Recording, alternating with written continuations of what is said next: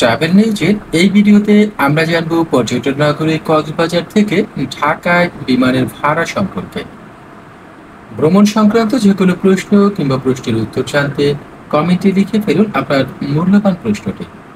আর আমাদের চ্যানেলটি সাবস্ক্রাইব করে ভ্রমণ সম্পর্কিত প্রশ্ন উত্তরের সাথেই থাকুন।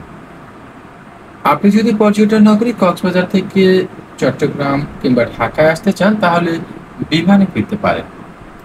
ঢাকায় আসার জন্য আপনাকে বিমানে ঘুরতে হতে পারে সর্বনিম্ন ভাড়া ৫,০০০ টাকা থেকে সর্বোচ্চ ১০,০০০ টাকা পর্যন্ত।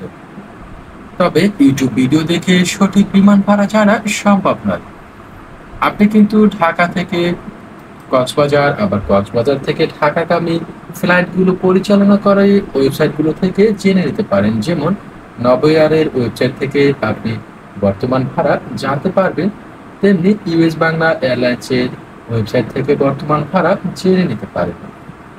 এছাড়া গোজায়ান ইত্যাদি সহ যে সকল ওয়েবসাইট রয়েছে বিমানের টিকিট প্রোভাইডার, তাদের থেকেও জানতে পারেন কক্সবাজার থেকে ঢাকার বিমানের ভাড়া সম্পর্কে।